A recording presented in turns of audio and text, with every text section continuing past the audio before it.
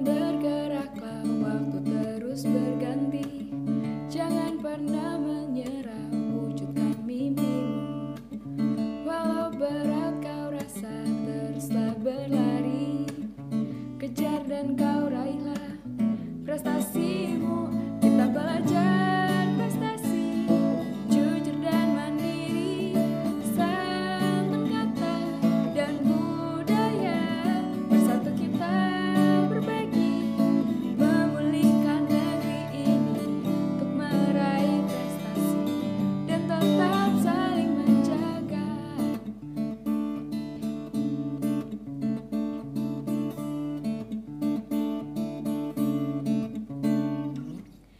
Segala perbedaan harus kita pahami, singkirkan keangkuhan, satukan tujuan.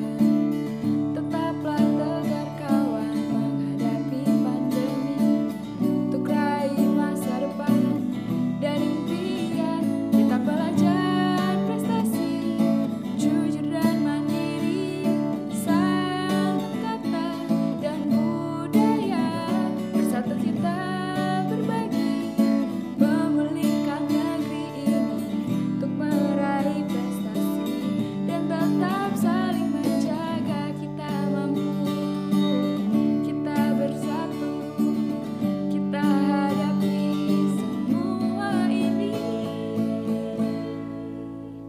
Kita belajar prestasi, jujur dan mandiri, santun kata dan budaya. Bersatu kita berbagi, memulihkan negeri ini untuk meraih prestasi dan tetap saling menjaga. Meraih prestasi,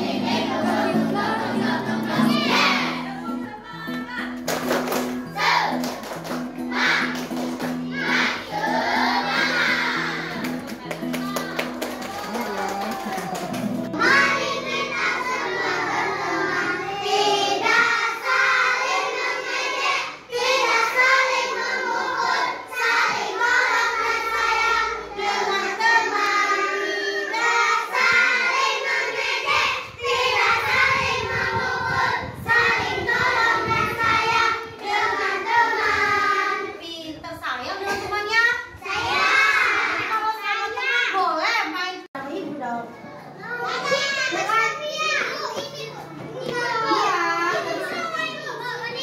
Iya. Nah, kita sudah diarahin. Tapi dia tuh nggak ikut. Jalan sendiri.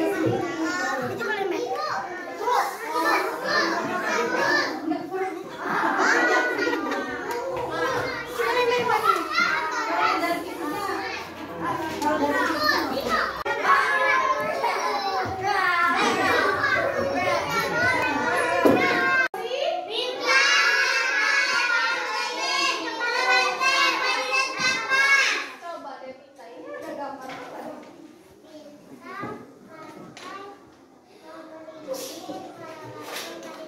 Iya, kelima itu apa sih?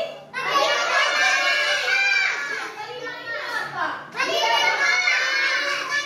Salah satunya padi dan kapas. Kelima ini apa? Tadi judul pelajaran kita apa? Mengenal simbol Pancasila. Aku tanya, sila dalam Pancasila ada berapa? Ada berapa? Warahmatullahi wabarakatuh.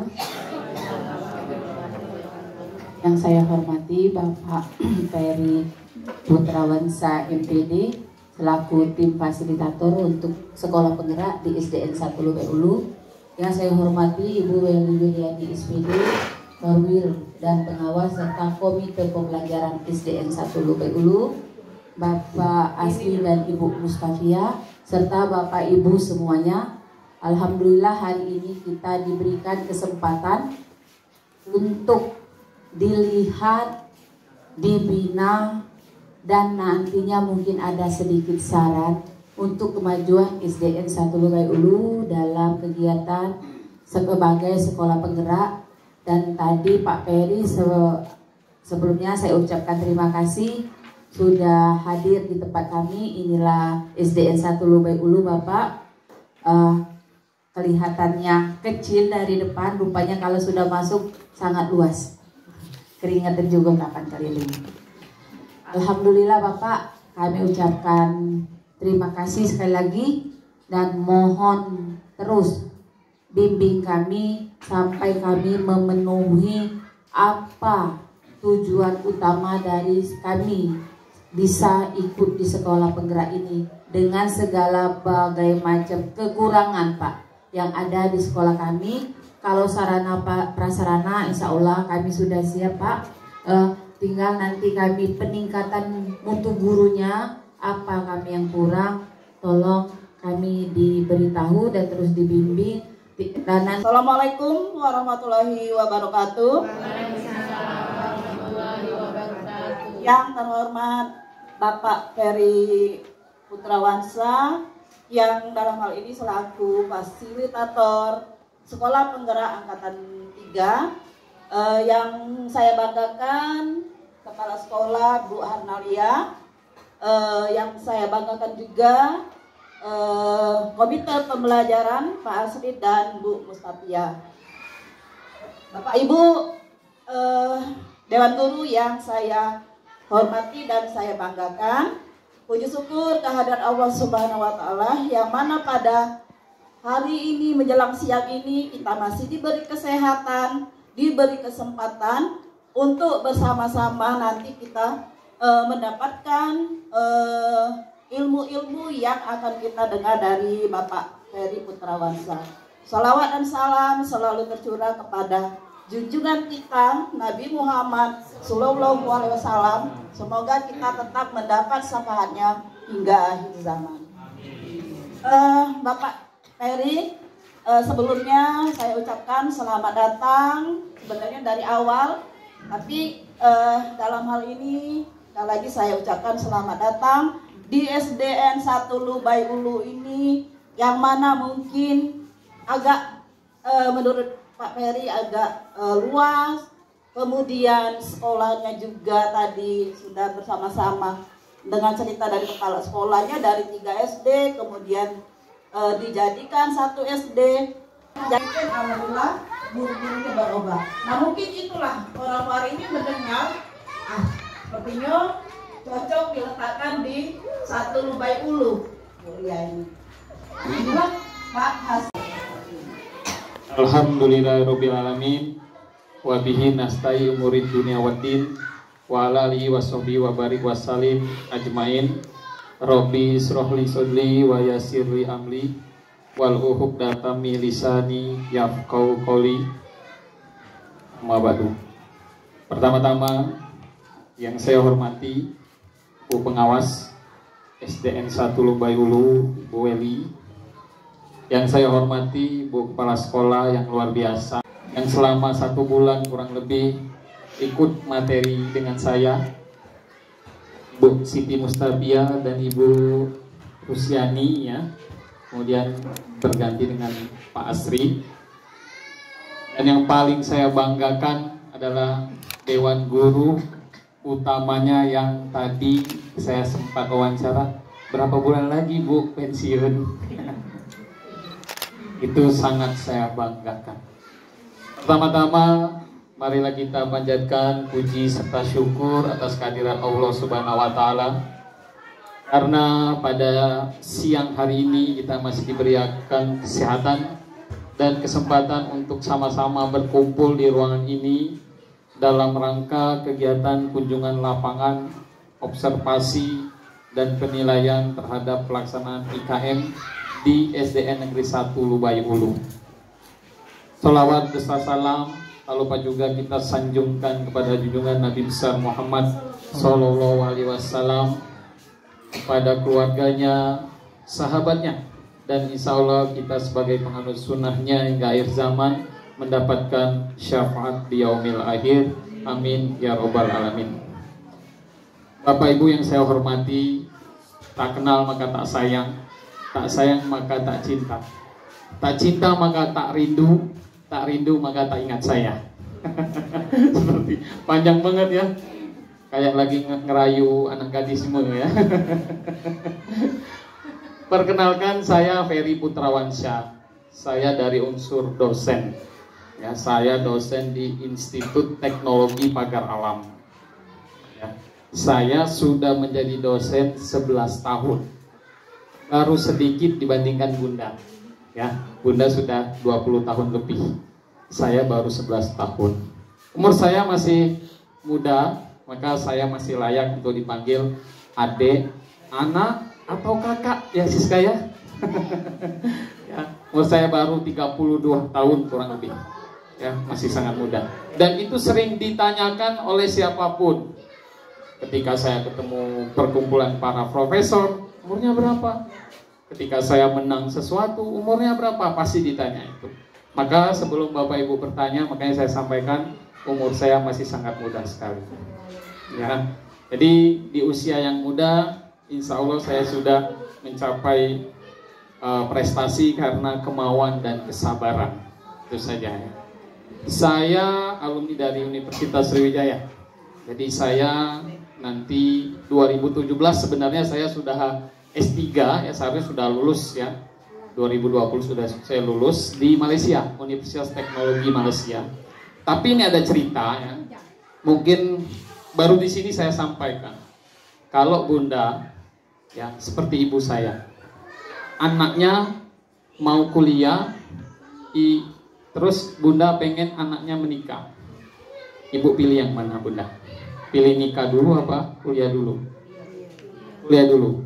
Ya, kalau posisinya saya maksudnya, saya mau S3 nih. Kuliah dulu ya. Kalau ibu saya enggak. Aku nak benantu, nak becucung udah ya katanya. Kalau kamu kuliah S3, katanya nanti bujang tua. Nah, itu ya. Kalau di Pagar Alam, umur 25 tahun, pasti itu kebilu. Nah, itu. Kebilu itu pertanyaan yang paling menyakitkan hati ya. Ditanya kebilu itu ya. Makanya kata ibu saya, karena ibu saya itu tinggal sendiri ya, saya anak yatim dari umur 4 tahun. Makanya saya bisa semangat dalam belajar. Nah itu, jadi ada motivasi. Jadi saya memilih menikah terlebih dahulu ibu. Jadi nggak jadi kuliahnya. Jadi padahal saya sudah diterima di UTM ya. Namun insya Allah tahun depan saya akan mengutip beasiswa dan saya akan kuliah di Jakarta aja. Yang deket-deket aja deh. Nggak usah jauh-jauh karena ini bukan sayang ninggalkan dong. Sayang ninggalkan anak. Bukan belum bini. Sayang ninggalkan anak. Ya, karena anak sebenarnya kalau saya, prinsip saya ya ibu-ibu ya, saya nggak pernah nanya kabar anak saya. Boleh ditanya sama istri saya. Saya nggak pernah satu kali pun kalau saya ini sibuk pergi terus, sekalipun saya nggak pernah nanya anak saya. Udah makan belum? Namanya Arselio. Sudah makan belum Arselio? Nggak pernah saya tanya gitu. Yang saya tanyakan pasti ibu. Sudah makan belum sayang? Itu saya. Kalau ibunya sudah makan, anaknya sudah makan. Kayak gitu. Sehat, sehat. Kalau nggak sehat anak saya, pasti dia bilang ke saya, adek sakit, kayak gitu kan. Tapi istri saya tuh sering merahasiakan sesuatu kalau saya masih di luar. Kalau ada masalah apapun dia nggak pernah cerita sebelum saya pulang. Ya. Jadi saya tuh sekali, karena istri itu saya jadikan teman bertukar pikiran. Ya, saya diskusi terus. Nah, jadi untuk yang bapak-bapak kan masih sedikit ya. Mungkin sama kita ya. Jangan nanyain anak, nanyain donge. Dulu waktu cewekan donge saja ditanyakan. Atau lagu anak lupa ya akan istrinya. Nah, saya dapat prinsip itu dari Profesor Fakili Gule. Ya, Fakili Gule dia orang Prancis ya. Dia itu kalau belajar dengan dia dulu kimia ya. Dia itu risetnya di laboratorium Max Planck ya. Kalau ada yang belajar ada fisika dulu. Nah, saya belajar dengan dia ya. Dulu saya buat aplikasi dan dia menggunakan. Dia yang saya dengar dia pasti nanya ke istrinya. Saya tanya sama dia. Gak pernah nanyain anak Pak. Gak, ngapain nanyain anak. Kalau ibunya sehat-sehat aja, tapi anak saya sehat-sehat aja. Itu ya.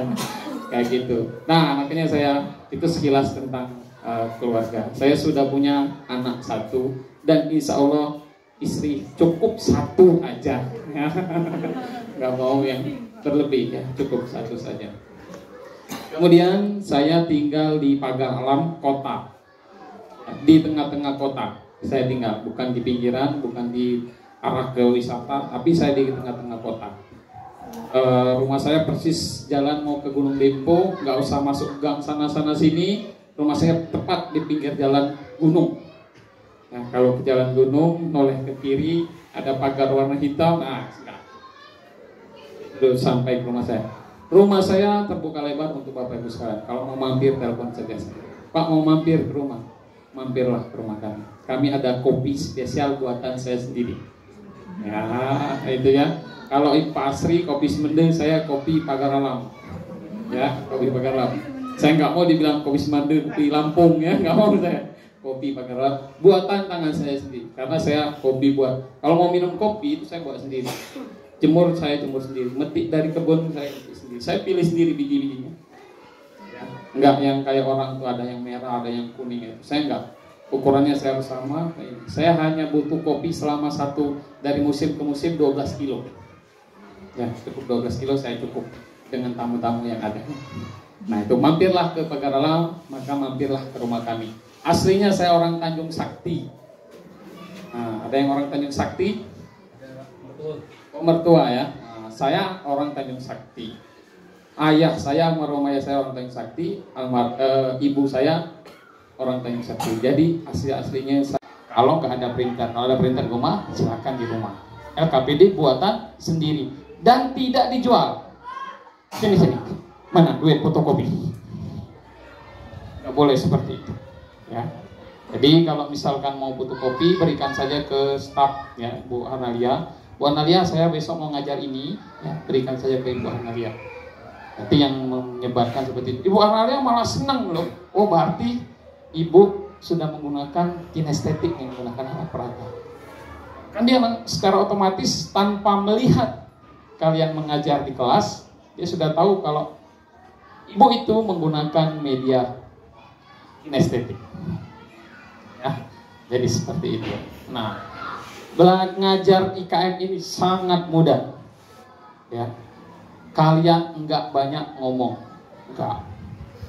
Yang kalian susah itu adalah mempersiapkan untuk bahan yang didiskusikan oleh siswanya. Itu aja. Seperti Ibu Siska tadi nggak banyak ngomong ya. Ini gambar apa? Mulai siswanya, gambar bintang, gambar kapas. Dia ngomong aja. Siswanya ngomong 5 kali, dia baru 1 kali. Oke anak-anak, ini saya bagikan ya satu-satu. Dia bilang tadi, satu-satu. Nanti tempel sini ya. Oke, tempel. Hanya itu aja. Oke, kelompok ini lambang Pancasila yang pertama apa? Silakan maju. Tempel. Pengalaman. Nah, itu. Bukan ngajarnya pengertian Pancasila adalah berawal dari panca dan sila. Panca adalah 5, sila adalah 6. Bukan seperti itu.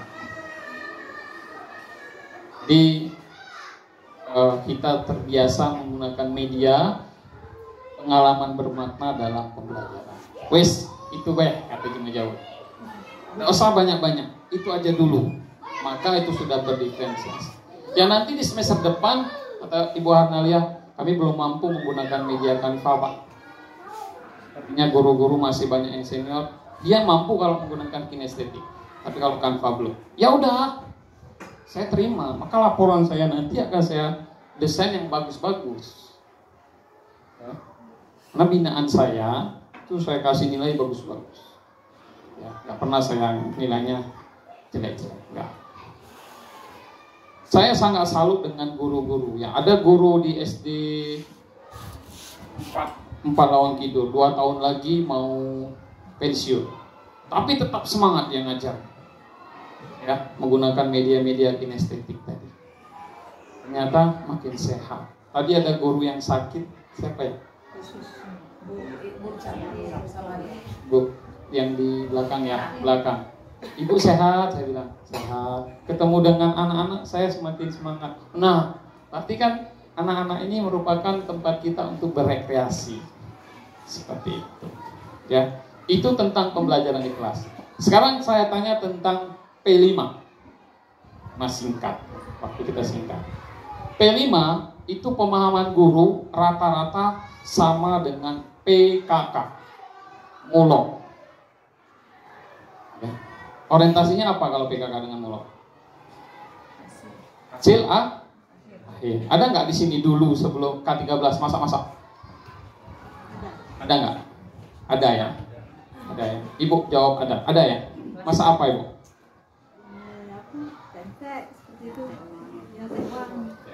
Alatnya ada di sini Bu ya? Mereka masak di kelompoknya Iya, di kelompoknya masing-masing. Masak alatnya ada di sini? Enggak. Buatnya di rumah? Enggak, dia mereka bawa sendiri lalu. Sudah jadi? Belum.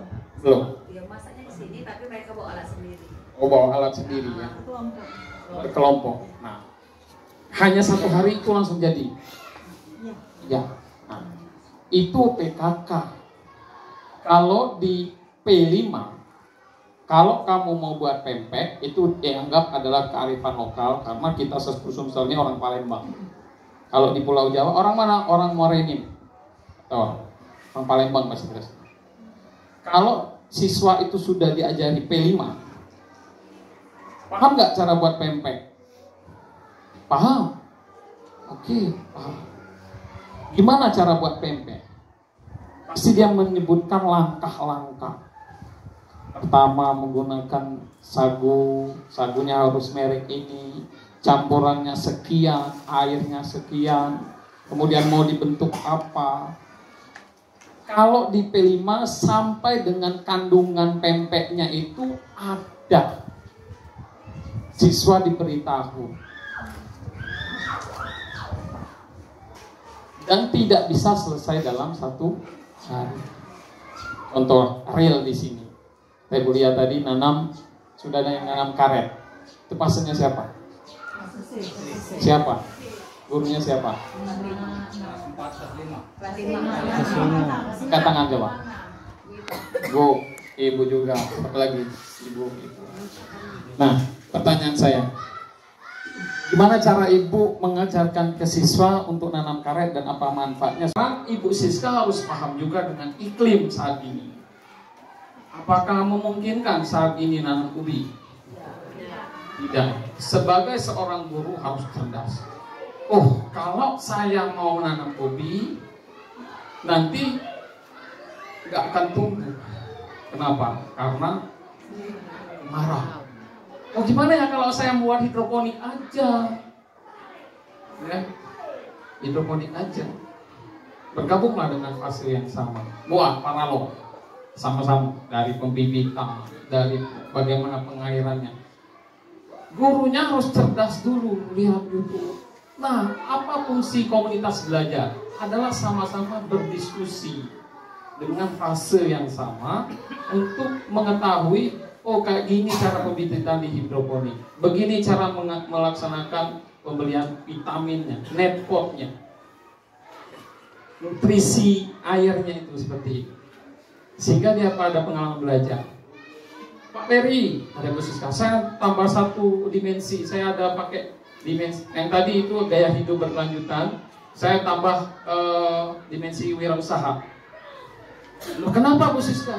Nanti Pak, pada saat panen karya Pak Peri harus beli sayur karyanya dari kelas 1. Jualan. Kelas tinggi, ya, jualan. Ya. Gus kan dapat duit. Ya. Nah, jadi nah, penganggaran dari P5 modul kamu tadi berikan ke Ibu Harnalia. Bu Harnalia, proyek kami nanam balam. Temanya adalah balamku idolaku. Nah, dimensinya apa? Bergaya hidup berkelanjutan dan kearifan lokal. Kenapa kearifan lokal? Karena di sini cuma balam galau. Bisa nggak di wirausaha Bu balamnya itu? Bisa. Nanti kita jual bibit Pak. Tambah lagi dimensinya 3. Gaya hidup berkelanjutan, kearifan lokal, dan wirausaha. Apa Bu Ita dan tim tadi? Setelah balem dijadikan bibit tadi, didiamkan aja Pak. Misalkan sudah subuh, sudah jadi, bisa nggak dijual kira-kira? Bisa, karena kata Ibu Ita tadi menyampaikan dia sudah mengaji. Guys, aku ngomongan. Cowok, cewek, yang penting subscribe. Kalau enggak, ntar digigit cacing. Oke, dadah, assalamualaikum.